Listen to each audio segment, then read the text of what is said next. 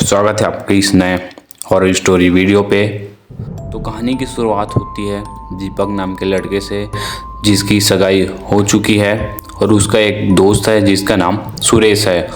और दीपक जो है वह पंजाब का रहने वाला व्यक्ति है और दीपक के मंगेतर का नाम हिना था। दीपक हिना से बहुत प्यार करता था और वो दोनों रात रात भर घंटों तक बातें किया करते थे। एक दिन की बात है, दीपक अपनी मंगेतर के साथ रात को बात कर रहा था। दीपक ने अपनी मंगेतर को मिलने के लिए बोला तो उसकी मंगेतर ने उसे बोला कि तू ज़्यादा बात मत कर वरना मैं तुझे वहीं दफना दूंगी। इसकी आवाज़ में ये सोच के बदलाव आ गया, हैरान हो गया था और सोचा शायद यार वो मजाक कर रही होगी और इसे मजाक में लिया। और फिर दीपक ने भी मजाक में बोला कि चल देखते हैं तू क्या कर लेगी।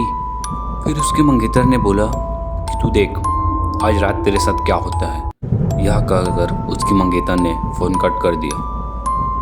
जब दीपक अपने दोस्त सुरेश से मिलता है तो वह यह सारी घटना के बारे में अपने दोस्त को बताता है।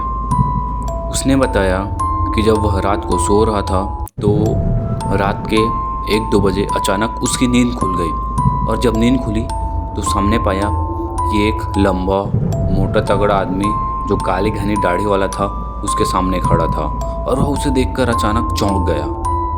और वो दाढ़ी वाला आदमी बोला कि ले देख मैं आ गया, अब देख तेरे साथ क्या होता है। उस आदमी ने दीपक का गला पकड़ लिया। दीपक की सांसें रुकने लगी।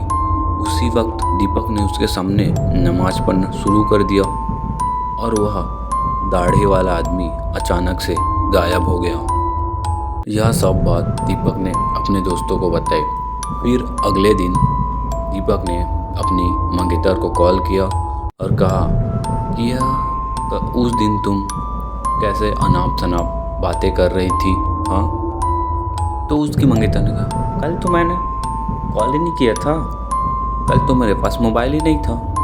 तो यह सब सुन के दीपक के रोंगटे खड़े हो गए और दीपक ने फ़ोन कट कर दिया।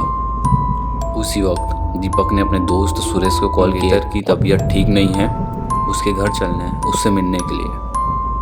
जब दीपक और उसका दोस्त सुरेश उसकी मंगेतर के घर जाते हैं और दरवाज़ा खटखटाते हैं तो उसकी मंगेतर दीपक के सामने खड़ी थी और बोली तू फिर आ गया,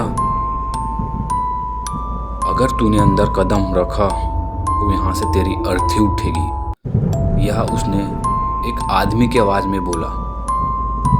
दीपक बोला ये क्या अनाप शनाप बातें कर रही है तू।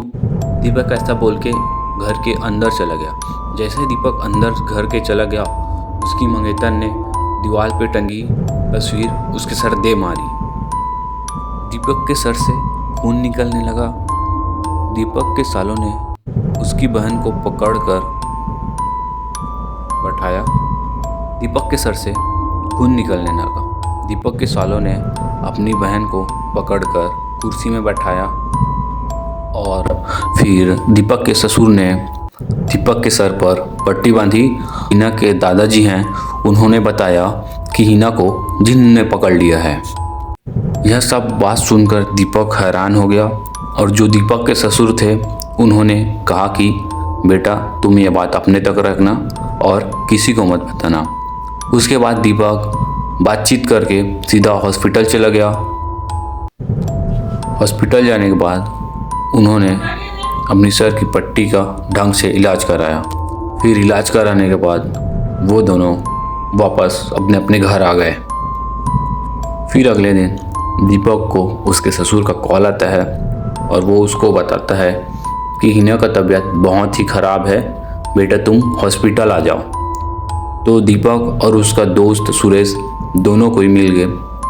उसकी बाइक में हिना से मिलने हॉस्पिटल जाते हैं। फिर हॉस्पिटल जाकर उसने डॉक्टर से बात की कि हिना की तबीयत कैसे हो, ठीक तो हो जाएगी ना। डॉक्टर ने बताया कि हिना की तबीयत बहुत ही नाजुक है और उसे कौन सी बीमारी है अभी तक उसका पता नहीं चला है। डॉक्टर ने दीपक को घर जाने की सलाह दी और सभी हैरान थे यहाँ सोचकर कि यह कौन सी बीमारी है जिसका इलाज डॉक्टर के पास भी नहीं है।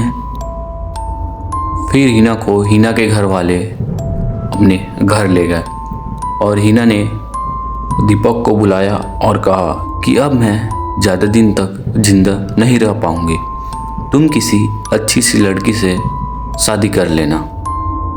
दीपक यह सब सुनकर उसकी आंखों में आंसू आ गया और उसने कहा कि मैं तुम्हें मरने नहीं दूंगा। फिर जो हिना के दादाजी थे उसने कहा कि हिना को किसी अच्छे बाबा जी के पास ले जाया जाए या दिखाया जाए।